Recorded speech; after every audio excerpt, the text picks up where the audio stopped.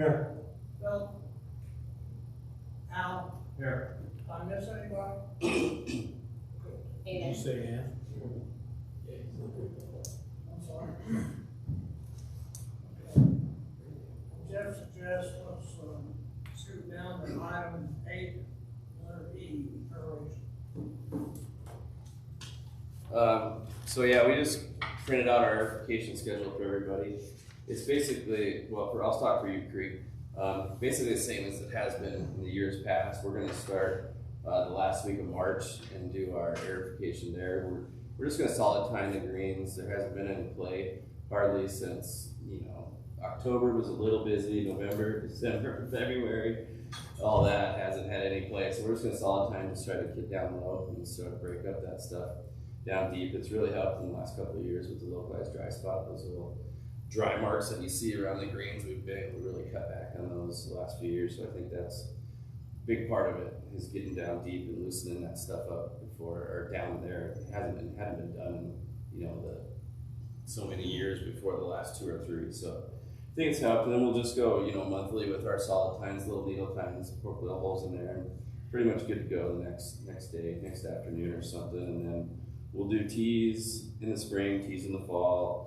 We'll probably get out and do approaches in the spring with pulling cores out of those, and then we'll get around and clean up those, and then roughs and round bunkers are just year round with the airway machine. Just try to slice it and try to get fairways as much as you can. Those are a little hard, and the machine's slow, and we got a lot of acres of fairways out there. But yeah, we'll plug away at it, and then we'll go and get into fall. We're still kind of debating. It's either going to be the last week of September or the first week of October. We're trying to figure out a few tournaments, and then we need to work around those two things. So same thing in the fall. We'll just probably solid time, maybe pull a little tiny cores again, but it will be about the same as the spring. A lot of sand. The geese have really done a number on number 12 this year, so we gotta fill in some holes there. So we'll get a lot of sand on the greens in the spring. Any questions? Ryan's gonna talk about. Yeah. He's gonna talk about aerification for Yeah, Twin Peaks. so I'll do the Sunset. Twin Peaks and Sunset aerification schedule. So I'll start with Sunset, and I believe these were in the packets if everyone printed out the entire sheet. But so Twin Peaks and Sunset are going to be doing a very similar aeration schedule this year, starting towards the end of March, middle of March, depending on what the weather looks like. We'll start out with our fairways and roughs, getting out there and trying to make some holes, reduce some compaction. Last year we were at both courses, we were successfully able to aerate all the greens, all the tees, all the surrounds, and all of the fairways, which has been a couple of years since we've been able to get it all done. So this year we're gonna go after it again and try to get them all done again in the spring and the fall. But as far as the greens go, we'll start out on April 5th in Sunset, weather permitting, doing the full course aeration, and we're gonna go with hollow tines, just a small half-inch, just under half-inch ID, so just about the size of my pin. Fill them up with sand, put some fertilizer down. Same thing at Twin Peaks in the spring. We'll be going the week after on April 11th. We've noticed over the past year there hasn't been as good percolation and filtration of the greens at Twin Peaks and Sunset. So this year the goal is to open them up and get as much fresh sand in them as we can to reduce some of the black layer that's been growing over the year. Through last year with all the play we had, I believe I discussed some about it last year when I did my course presentations. So this year we're going to be attacking that, and then once a month throughout the summer we'll be using the needle tines like U Creek does to open up the greens to get some air flowing through them. Just the ones that will be healed up by the next day. In this fall, we'll be doing a full course aeration on September 13th for Sunset, which is a week later than usual, just because it falls the usual date falls on the same week as Labor Day, and it's already a short week, so we don't want to make it any shorter than we need to. You know, give the course some more time to heal up. And then also, the day before, on September 12th, we'll be going at Twin Peaks. And that day we'll be opening up to tea times at 2:30 in the afternoon, which reminds me, so at sunset we'll be closed all day because we have the cross-country meet. So we're just doing solid times in the fall, which will be closed all day for the cross-country meet, but Twin Peaks will be using the same times, but we'll be opening later that afternoon because we won't be doing as big an impact to the greens. So this be a few holes, a little bit of sand and some fertilizer. So and then we'll do the same thing in the fall, trying to get the tees, fairways, and roughs aerated also to get ready for the winter. And yeah, that's the aeration plan for all 3 courses this year. Now we just need the weather to cooperate with us. Any questions? So yeah, let's do frost now. Okay.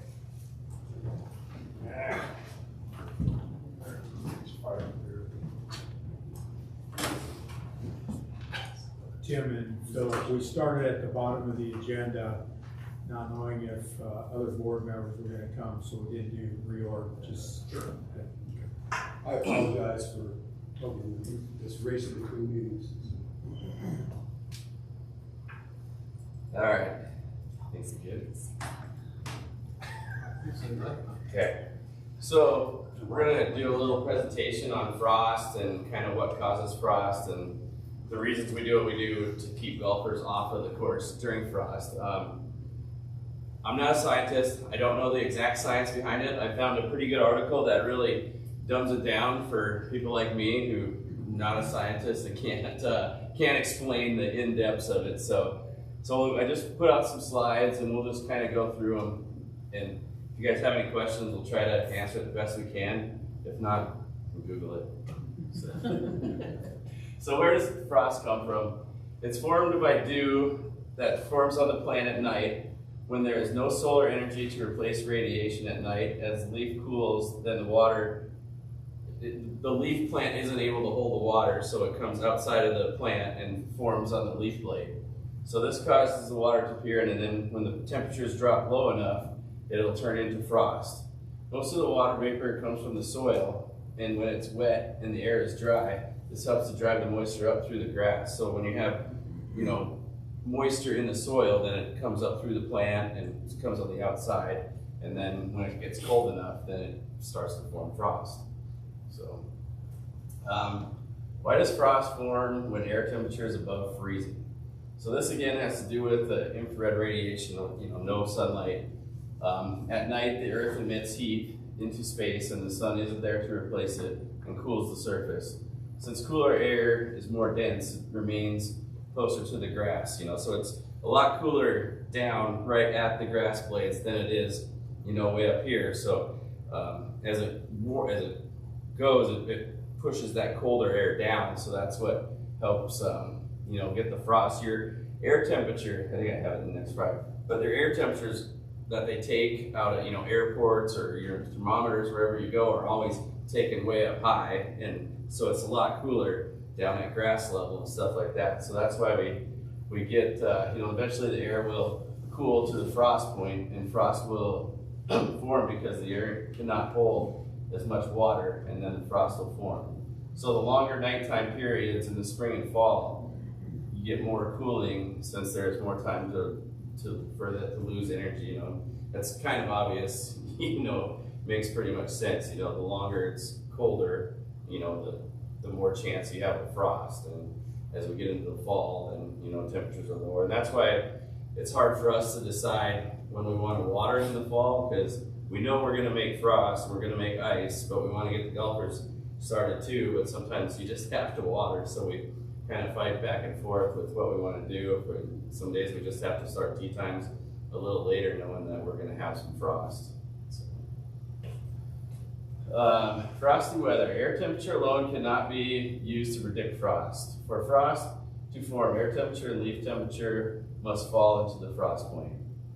Which, you know, like I said, it's not always 32 degrees or below. It can, what we usually look at is about 40 degrees. If it's 40 degrees or below, there's probably going to be frost, just because the temperature diversions in different areas they're taking And that. also too, you could go all night and be clear, and right when the sun comes up, the temperature drops just a few degrees, and you can have frost form right as the sun rises in the morning.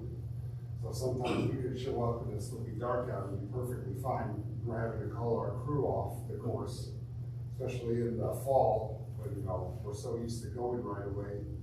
And just like that, there's frost, just at that little bit of dip in temperature in the morning from the sun coming up. Yeah, the sun temperature, the sun will push that cold air down right to the grass, and then we get the frost. So same thing, the dew point depression is different between the dew point and the air temperature. The greater the depression, the more cooling is needed for frost to form. So that's just kind of, you know, one of those things where it's just the balance of in between of how it's going to form that day. So different weather and environmental factors affect the amount of cooling at night. So I think the next slide will show, yeah, some of the other factors. So I don't know if you want to go ahead or. Yeah, so one of the first factor is sky cover, so clouds. So if it's cloudy out, there's a good chance there won't be frost, just because the clouds act like a blanket and keep that overnight temperature up to sustain that air temperature through the night, and also we minimize the temperature difference between the surface and space, which slows the cooling at night.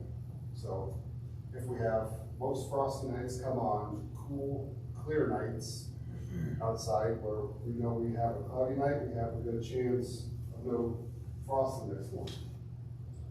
Next would be the dew point. So the air temperature where the air is completely saturated with water vapor.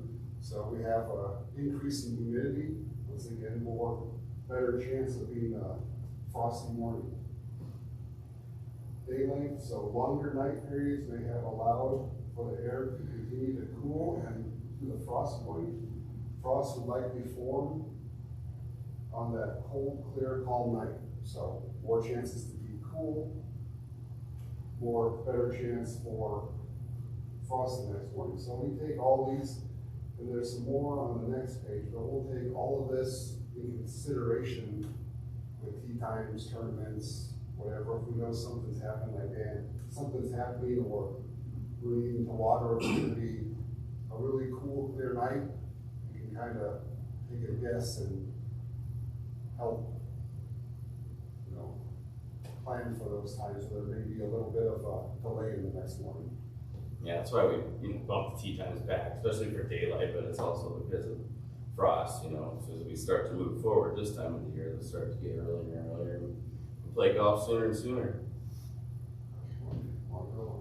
Cool. So wind, so kind of like the cloud cover, wind will help prevent the frost, keeping that air moving, keeping the cool air or the warm air down and the cool air up so it doesn't heat down to the grass. In topography, so the lower areas will be the first to develop frost as the cooler, more dense air settles in these areas. So this one is a good one if you golf very much at sunset. You'll notice that it could be perfectly fine up on the #1 tee at the clubhouse, but we're waiting on frost because down on #1 green, being down lower, there's frost down there. So this shows how much just a little bit of change in elevation of the area can create the frost. Also, mowing height, frost forms heavier in the higher mowed turf. This happens because the fairway turf is closer to the warm soil, which is radiating heat upwards. So the longer grass blades help keep in the cool up at the top. Cooler ones will allow the warm air to come up through and be a lot less frost in the rough areas of the golf course. The roughs are usually what slows everybody down, because greens usually don't get frost unless it's really cold. It has to be really cold where you water that night, but the roughs, they'll get it at 40 to 32 degrees, almost guaranteed. So. Go for it. Alright, so the frost in the morning, you know, even though the sun's rising and the air temperature continued to decline, that's what I was talking about, which it pushes the cold air down, and that's what causes our frost right as the sun's coming up. That's usually the time that we know we're gonna get frost, and that's like the coldest time of the day too, is right about there. So even though the temperature is 40, the air is a poor conductor of heat, and the frost will be slow to melt into dew, which, you know, then we can play. But it's that whole thing of the cold air staying lower. So it also takes additional energy to change ice back to water, increasing the time that frost stays around. You know, so kind of basic science there. You know, so that we try to basic it as soon as we can. So yeah, that's what keeps it around. Yeah, that's a good picture. There we go. So basically, this last slide here kind of sums it all up and gives an explanation of why we have frost delays and why we want to keep the golfers off the grass. So basically, walking on or driving on frost-covered turf causes the plant to break and cell walls to rupture. So basically, the frost, all that moisture inside that leaf blade, once someone steps on it, when it gets frosty, it freezes, and when it gets stepped on, it explodes and damages the inside of the cells of that plant. So the cells will lose the ability to function normally, and then damage can be seen within 48 to 72 hours later after the plant leaves turn brown and die. So this picture down here is a good example that I found. So this is one I just found offline, so this is not a real world scenario from here. But all these brown marks around here, this green, that's all frost damage. So that can be seen in the weakening of the turf and making it more susceptible to disease and weeds. So basically these areas here, the grass blades have died and will stay like that until they can grow back. So when it happens in the frost, it could be all through the winter that this damage stays through. Where in the spring, it would heal back a little more. And if you see someone where it happens right that day, you'll see these footprints will be black spots on the grass, and this is what happens in that 48 to 72 hours afterwards. Can you do anything to stimulate that grow back if you have the damage? It's pretty much, the damage is there, and all the growth back will be coming up from the plants down below or around them. So there's nothing you can do about it. No, you just gotta wait for it to grow up and mow it off. I mean, you could get up there and in the help it spring, out. it won't be as noticeable because we're in the growing season and it'll come back quick. But in the fall, I'm guessing from this picture with the way it looks in the back, this is probably in the fall because everything's going dormant. So eventually, this will be lessened when the green goes more dormant, but you'll see it again in the spring, and then the plant will just have to grow itself back once the ones around it get healthy. Any questions?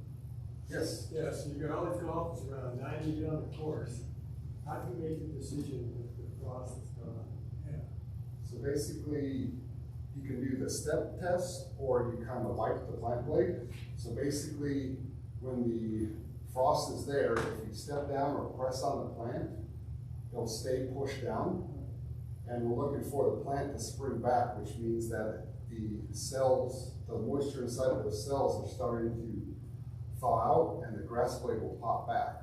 Or another way to see it is if you take your hand and wipe it across the frost. If you wipe it and it still looks like icicles, then you still have a ways, but once it starts to melt, or if you ever hear someone at the clubhouse say the frost is starting to loosen up, you go and take your hand across it and you'll see it like you're kind of wiping the frost off your windshield when it warms up in the morning. So it's basically you're looking for that plant to bounce back when you put a weight or action on it. We'll always give it a little bit longer than we should, because the deeper down it gets, you can't really tell if it gets deep down into like the root of the plant down there, and then you can still have that damage, and you might not be able to see it. So we always like to just give it a few extra, maybe an extra 10 minutes or something like that really helps out. So So I have like 3 questions, and I'll ask them all at the same time. I'll plead my ignorance, I did not know this, until I saw your presentation, so I appreciate it. I thought it was something completely different, I thought it was just the greens, that's my ignorance. So, you know, I mean, now that we know this, we can help people by letting others know, because most of the time, people just standing around complaining because it's a crossway, and we don't really know what it is. Yeah, these guys have heard everything the pros get to hear. Really, they do that? Slide right there is pretty definitive, tells you where it breaks the grass, so maybe we can put that. And then my real question, how many of them do we have? I mean, I don't play every morning. How many what? How many frost-waves do we have? I mean, a lot. It's almost daily. Sunset, I was gonna say, it's daily. Yeah, once you hit This time of year. Until, It's usually I think this year was mid-October, early October. That's when we're starting to really see it, and then it kind of lightens up in that We'll March. get to March, yeah. April, it all depends on what the. Yeah, I would say, that was one of the yeah. questions too, was, I think some of the questions will be more susceptible out of the obviously sunset. And the trees don't help us in Yeah, either one of right. the facilities, you know.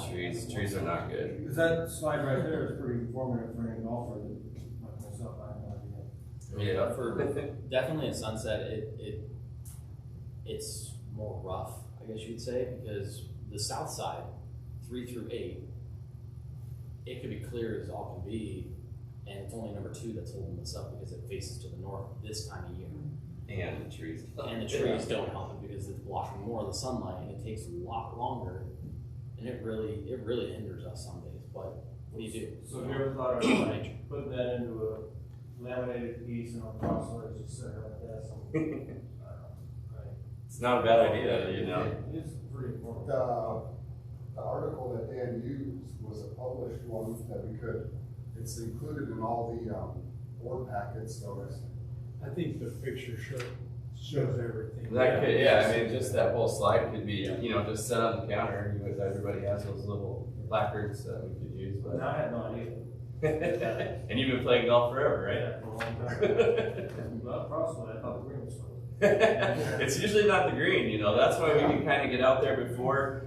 That's why you'll see us get out first, because we can get out and mow the green while the fairways and roughs are still. Well, the other piece, I can speak from, experience too. We have no idea when it's gonna stop or whenever there's like, okay, go ahead. Yeah. Yeah, it's all around that, like Dan mentioned a few slides back, that 40-degree mark. Once we get 40, everything starts to melt off. But sometimes we get there, we're crested right about the 40, then a cloud bank comes in, and it kind of slows the So process. this is a little bit different question. There's a group of people that play pretty much through it more than a few times. They're aware of this, you take grief from them all the time, or they know, right? They get it now. Yeah. The vast majority of the golfers now in the mornings, they understand. Yeah. And, So they've come to just accept it. The guys have been real good at about letting like the range be open. Yeah. So they go out, people go out, hit balls, that at least keeps them occupied, and then once it's finally off and we send it, but most people really do understand. If you play in the mornings, they know. Fall's They're pretty good the about it. hardest time because we're so used to starting early in the summer, then all of a sudden we hit that weather changes. All of a sudden you can't golf Right. first thing in the morning. And from my experience, some are warmer than others too. Oh, yeah. A lot of- Clouds are good. Clouds are good if we get them at night. Yeah. But if a cloud rolls in right after the sun puts that frost down there, then it could be, who knows? I think I was here, and I don't think we started the one. Oh, yeah. We've had days out when one of those layer cloud comes in, just exactly what they just described, and then it didn't warm up that day, and we actually never opened. There's been days where we didn't open at all because frost stayed on all day. It never got above 30 degrees all day. And then The cloud actually didn't work as a blanket this time. No. It worked to keep that cold air in. Especially if you watered that night or two and you're thinking, Yeah. oh, it's going to come up, and then it doesn't, and then you're, okay, well, we might be shut down today. So, but yeah, this is a great article. It was written by, he used to be a professor at Nebraska, and now he's the superintendent and just does a ton of stuff for just golf. But yeah, really good article. Glad I found it that day. And I learned a lot from this article too. I mean, I knew the idea of it, but the science behind it was right here, so that was great. Anything else? Any other questions? Well done, gentlemen. Thank you very much. All right, let's reorder. Going back to, the agenda, item 2, is elected chair and vice chair. Volunteer to be chair. Oh, come on, guys. Put on your big boy pants. You nominate one of them. For a minute ago, I told Ann she needed to be chair, of course, that's the reason she's not here.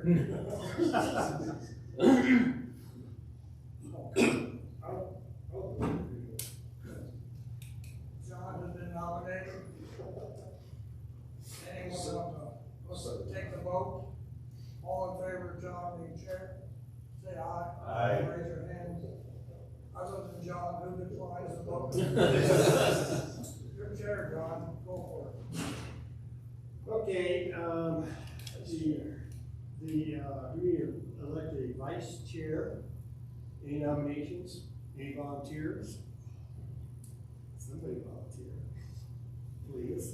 Think of what Up there. I would guess you would do that. Yeah. She was twice last year. Has somebody, made a nomination for, I Ann? would nominate Ann to be vice chair. Any second? Second that. All in favor, say aye. Aye. All opposed? Motion carries. Congratulations, Ann. Very distant eye. Don't skip a meeting with this group.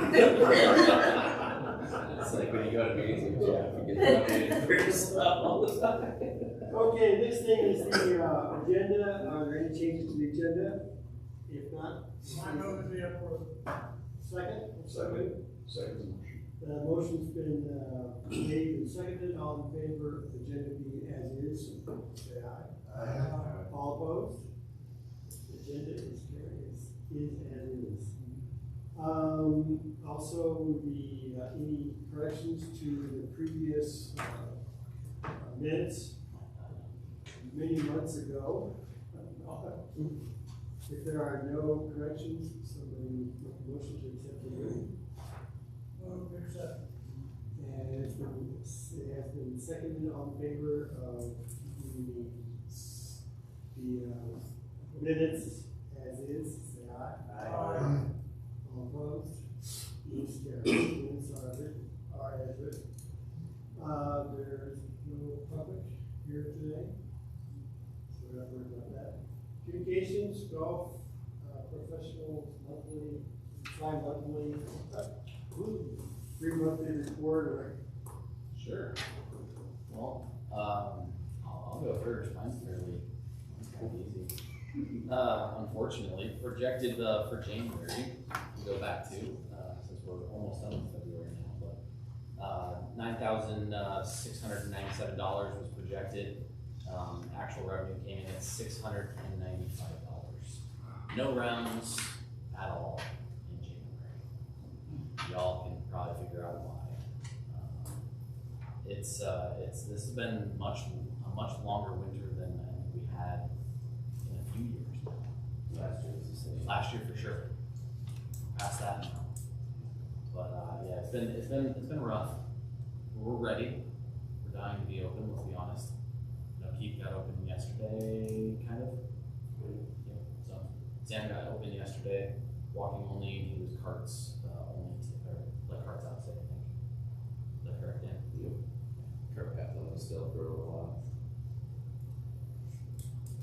Any questions for Sunset? I will do Twin Peaks and I'll do Creek for Sam. You might probably add anything that needs to be said. Twin Peaks is just like Sunset, you know? Some guy accidentally booked in 2022 there, and that's how we made that $34. We didn't, we got that refunded to him too. So, anyway, it's the same thing. We were closed both months. We did get open yesterday, which was nice. I sold a couple season passes last week, so we're having a smoke in February right now compared to last year, which we made absolutely zero. So, we did get a few rounds in today, a few rounds yesterday. Walking only out there. It's dry enough now. I think we can get carts on it and pretty much emptied all the moisture out of it today. Courses, I'm pleased because starting the year, last year I look out the window at the putting green, and you could tell where every hole on the putting green was, okay?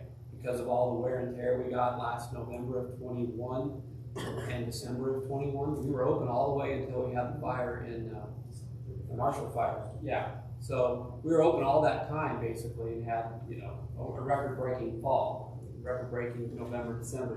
But the golf course just got absolutely demolished. It got to the place where we talked about taking people and not having to play, just close it.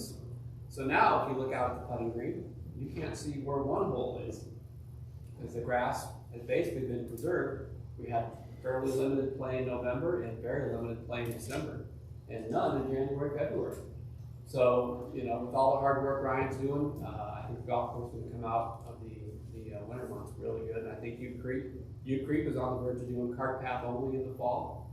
And their report is the same thing. They did nothing the last 2 months except the last 2 days. They were on the verge of doing cart path only in the fall, and I think that email even went out. It did. And that, of course, inspired the snow to come. Perfect. And we went cart path after that. So, now they're back open and cart path only, which is good to get started. Yeah. If you don't have a lot of growth yet in the grass. Exactly. That's Although it is, if you look close, you can see green grass coming there's up. green under there. One side. And the trees are pollinating, even without them pollinating. It's already started. So we're looking forward to it. The golf courses aren't in that, because they're going to come out of the winter much better than we did last year. It's gonna be a much better spring. The only problem might be once we get out there, we might find a little damage.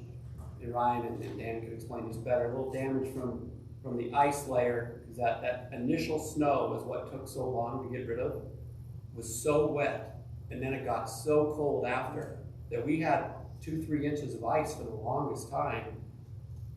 Freeze, thaw, and that's not good at some point for the grass because it's not getting oxygen, it's not getting enough light. So hopefully we don't have a lot of those spots, but I'm sure there's going to be some of those spots. We're good. I drove the course today and looked at all the greens, and we don't have any damage from the ice, but it makes you not sleep too well when you know it's out, and that's why we got out in late January, I think maybe early February, and pushed as much snow off as we could. Snow blowers, tractors to help it thaw out faster. So we got it down to that ice layer, and then that helps move it or thaw out, So then you really only need one good 60-degree day with wind, and that ice layer will go. Yeah. Just like that. But it needs to be. If there's 3-4 inches of snow on top of that layer, you can't. It won't come off fast enough, and then it freezes again. I played Ute Creek today, and the greens are the balls we can just fish. I will say I was surprised. I pushed a flag 5 inches into the ground on there, so they're Really soft. really thawed out. Yeah, so it is good, but hopefully people are fixing the ball marks. We don't need to start ball marks in February. I think people would either just know what now. Exactly. It's the same thing after airification. Oh, you're just airified. I don't have to fix my ball mark, So it's like, yeah, you do. Like I played it today, and it's like Yeah. 5 or 6 ball marks. Yeah. Like I said earlier, 12 green, the geese they just attack that thing so bad, and then they peck, and dig it down past the roots of the plant. So we have a new plan for that one next year. And to that end, about all 3 golf courses, the geese are a legitimate issue. Yeah. We have probably 200 that stay year round just at Twin Peaks. And when you're out playing and you see a green, first of all, you see a green and they've gone to the restroom all over the grass. That's not fun. But you'll see holes like this where they will just stay in one spot and go and literally take a hole out like that big or bigger in the greens. That's what those are. Those are the geese taking those up. So they are a legitimate problem. It'd be great if someone could figure out what we can do about it. It's a tough one. Oh yeah, front our wildlife and tear goose crap everywhere. I got a twin geese around my house today. I don't live too far. Yeah. How did you do last year? Twin Peaks had a record year with 1.307 million. And then Ute Creek, I don't have the yearly numbers. I know Sam had 1.8. 1.9. 1.9, yeah, 1.9 million acres. We were right. 2 weeks short of hitting the new magic number. Okay, yeah, we hit our magic number, and we were fairly lucky at Twin Peaks. We hit our magic number, but we actually, because of that fall where we didn't have a good December and January, or December and November, and October wasn't that great either, y'all remember. It wasn't a very great October. Our rounds were down just in those months, just in the shoulder season months. That's where we lost a lot of the rounds. But because we had adjusted our fees last year dynamically upwards, we still made our numbers and then some over prior year, which was a record year that year. Anything else? No, nothing to sort of increase it.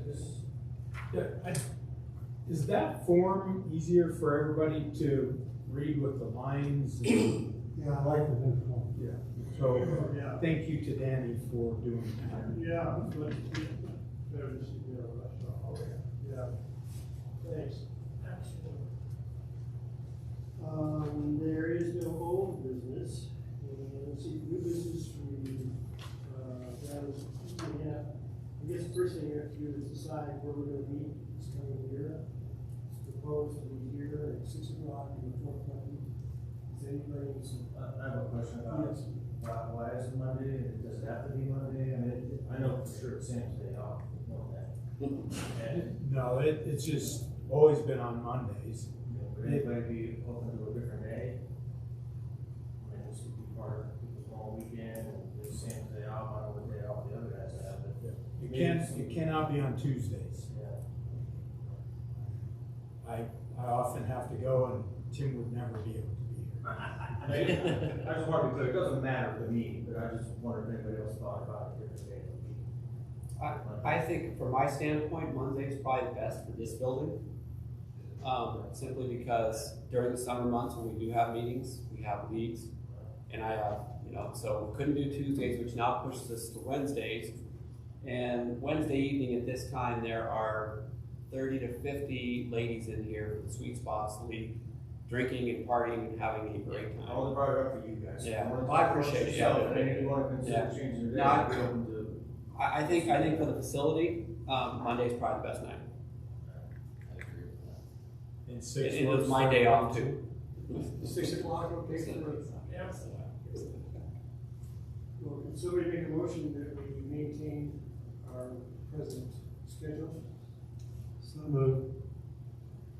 All in favor of meeting on Mondays, the fourth Monday at 6 o'clock, say aye. Aye. All opposed? Motion carries. Twin Peaks Golf Course Club, this is your meeting location, get that. This is aimed for posting GCB agendas. That's the Golf Course Advisory Board, and we post those on the city website, but we need you to pass a motion agreeing with that. Should we also say within a certain period of time? No, it's all dictated by the city clerk's It's office. already there. Yeah. I move that we post the advisory board, agendas, because the update and that. Second motion.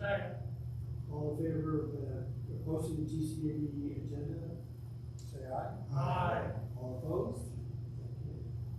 Motion carries. Establish 2023 agenda items. So the proposed calendar was in your packet. Generally, staff has outlined some of the things that go on during the year. If you all have other things that you would like to talk about, we'd like to hear that, and we can plug those into the calendar as well. Or you can approve it as presented. I move we approve it as presented. Motion's been made and seconded to accept the schedule and the items on the schedule. Items can be added if something comes up, can they not? Yes, they can. All in favor of this schedule, say aye. Aye. All opposed? Motion carries. Let's see, configuration, staff? No, Items from the staff? Items from, actually, I have one. oh, Sorry, it'll be quick. Sorry. All three golf courses have gotten new upgraded point of sale software. And as customers, if you hear about it, someone's trying to check in and it's taking a little longer than normal. We had the same software since 2009. So this is not the same, it is much different. It is gonna take some time for everyone to get comfortable and used to it. And no matter how much we train them, the training on the fly is what's gonna be what it costs everyone to learn how to run it. You know, so when you check in, John, when you check in, look out and say, hi, my name is John. Hey. You make a tee time, give them your first name and your last name, because we're typing it in. We gotta look it up, and then we can make the tee time from there.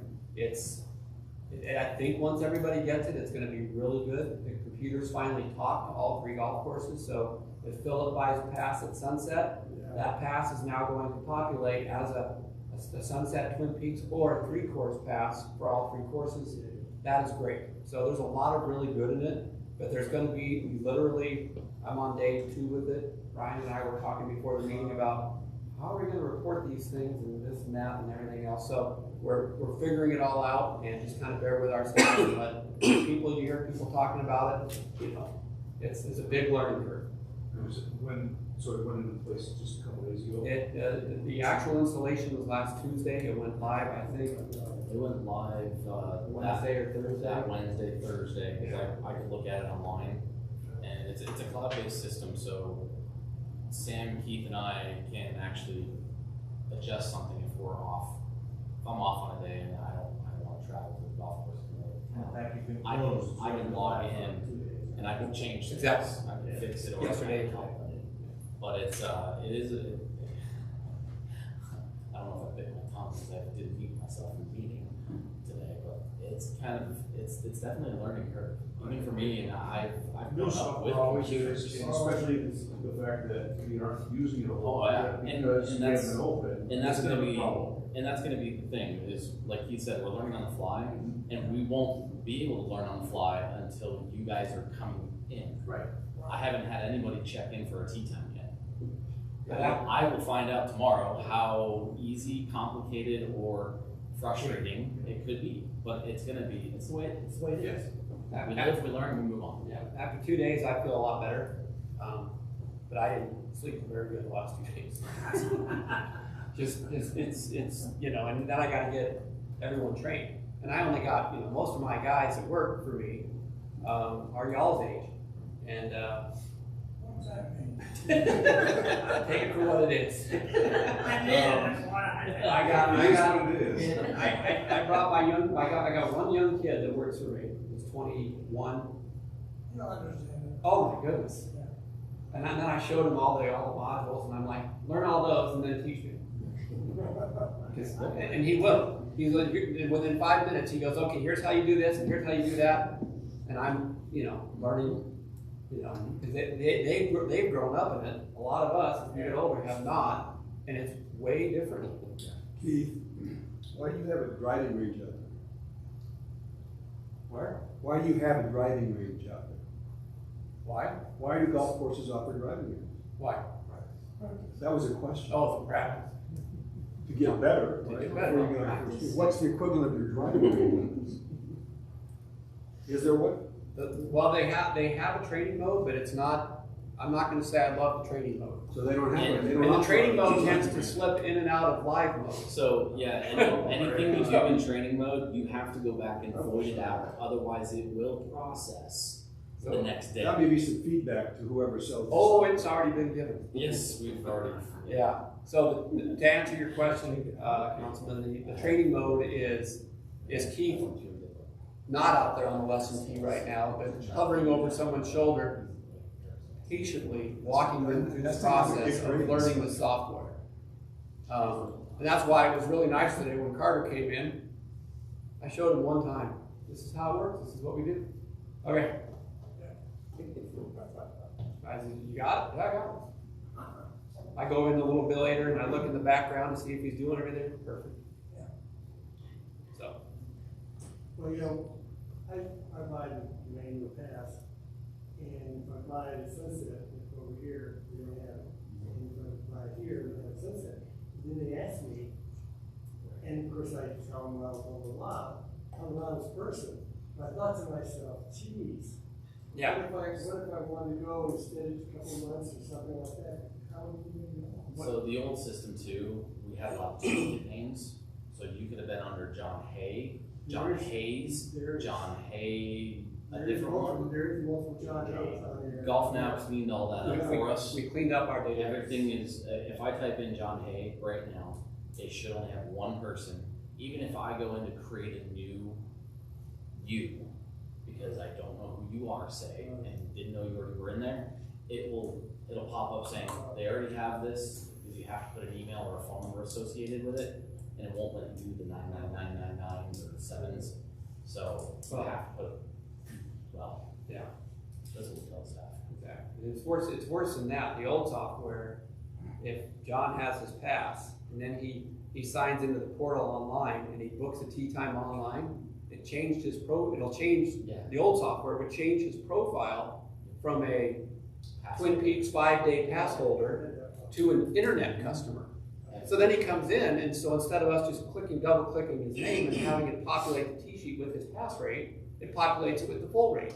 Well, the guy behind the counter doesn't know what's, So this now, it's really nice from that standpoint. If you have a membership now, it comes up right underneath your name, member. I go to the shopping cart, it puts the fee for that moment right there in there, and it's seamless. Let me ask you this, I call in and you're busy, so I get transferred to The answer center. the answer center, so what happens then? Just, you would book the tee time still with them. book Your name would still populate because they're still pulling our database. If Oh. anything, It is our database. if anything, it should make this easier. Because if I walked over and showed you right now, I can make a tee time up. Other than typing up your name, I can click 2 clicks in the tee times main. So those folks who are booking the tee times that are off-site when you don't get our pro shops, that are answering 24 hours a day, that are off-site somewhere else, they should have a much easier time because there are less duplicates and there are less click-throughs with this software. So that should make Golf Now Answers much better. And I would agree, it was awful last year, and I filed every complaint we could. And then they put their best people in, that didn't help much either, so. But I do think it'll help. So I just wanted to explain that. So if you hear people talking about it, I'm trying to train, right now I'm trying to educate the customers. Because they're so used to just coming in and us, pretty much making it really easy for them because we know everybody. And now there's some relearning going on with the customers. Even though you think we know, give us your first name, give us your last name, spell it correctly, because if it isn't spelled correctly, okay? And then if Chuck Davis is working, I say, mind you, he can't hear. So it's important to make sure that the customers know that if they give us the right information, we can get it through there much quicker. So is there any benefit to stop out on the courses and just check and say, hey, can I check to verify my profile? Sure, absolutely. And then we'll be good. Absolutely. You only got to stop by one course to do that. Yeah. So that was it. That was my only item from staff. Good information. Any items from, you should raise your hand. Oh, any items from the board? You got it. So I have 4 things, but I think I forgot 3. One, I was at the Golf Expo and talking to the people from the CGA, the Colorado Golf Association. And I wasn't aware of this, but when you have a CGA membership and you go to fill it out, it asks you what course is yours. So I chose a virtual course of Dew Creek because I think we play there the most. And apparently you get fees for that, you get something from them for that, that's what they told me. From the CGA, your courses do. If a player is chosen, then is their home course. I don't think we get anything in a sense. It just goes into our list of members. We actually have to pay. Yeah, we have to pay every year. for them. pay. We pay to be members of that whole system. Yeah, the CGA, that's not what they told. Yeah, no, so if you do it online, from what I've been told multiple times, if you just go on Gin's website and sign up to have Gin handicap, and you have to select a home course. Right. If you select U Creek, for instance, you are in their database. So when whoever the president is over there right now of their men's club goes to do or the treasurer goes to renew the membership, they will either delete everybody and just have everyone start over and you guys will have to pay them directly, or you will automatically be renewed and you'll have to pay U Creek in a sense, but it's not how we don't auto renew anybody. Yeah, I've yet to see that check. Yeah, we don't. We get the twin. Sunset's meant our treasurer. He gets an invoice from the CGA saying, "Well, you had 133 men's club or had 133 members in your gin profile. Here's an invoice that you owe us for 133 members At $25 or $30. at $35 per person." And so he'll audit his books and say, no, we only have X number of members right now. This is how many we're paying you for right now because nobody else has paid this. And those that didn't pay by April 15th become deactivated. And you have to reactivate. It's kind of the opposite. Alright, this next one I have is, I don't know if it's for, who this is for, but the stadium money. What the city's doing with that? That's probably me. That'd be you. So any coming our way, I was thinking more of Keith and his junior program, or still, it's unallocated as far as I know. Derek, I wish I could tell you. What process, if there's gonna be one, and what the priorities would be. So the answer to your question is, I don't know. Nobody knows, yeah. That's pretty much what they are saying. And I just have heard that sometimes the money gets allocated. I don't know, there was money and they allocated it to, I forget what it was, cricket. Well, So if there's a way that, you know, maybe some of the courses could apply for some of the junior programs or something, I don't know if that's, I don't know when the city will make a decision about it. Well, it won't be the city, it'll be the city council. The city council. I'll just tell my own view on this is that it's one-time money. Yeah. That's best spent on, I would support spending it on the U Creek Clubhouse or anything that endures. In my view, to put one-time money in the program that once it's spent, it's gone and there's nothing that endures beyond today or tomorrow is not a good use of one-time money, in my opinion. I like that. That's a good one. And my program's good. Anything else? I just have one more. So, you know, the thing about the crossing money, any chance we would promote that via our social media for our golf courses? Yeah, you could put that. More of the The final slide. A lot of people that do play here are, you know, joined with Facebook pages and social media. I mean, it's something I'd like to see. Yeah. Yeah, I got a few other ones too, that new signs that are gonna come out this year about using the range the right way and all that sort of thing. So yeah, we can get it over to Dan. You take care of all that social. There's a typo on that slide in my phone. Uh-oh. Before you're promulgated. The last one? Anything The else? second item, you have loose instead of lose. Well, someone dropped it on me on Friday. I'm just saying, Somewhere to before you go. print a bunch of stuff, Do your you might want to correct it. Told you, we're not the smartest guys, we just grow grass. Any other items? That come up before the board? Vote for adjournment. No, we just, in case you want to get a hold of me, my phone number is 303. No, don't do that with the public meetings. Oh. You're being recorded. We have your number. Yes. Oh, thank you for that. Yeah. Well, in that case, is there a minute to adjourn?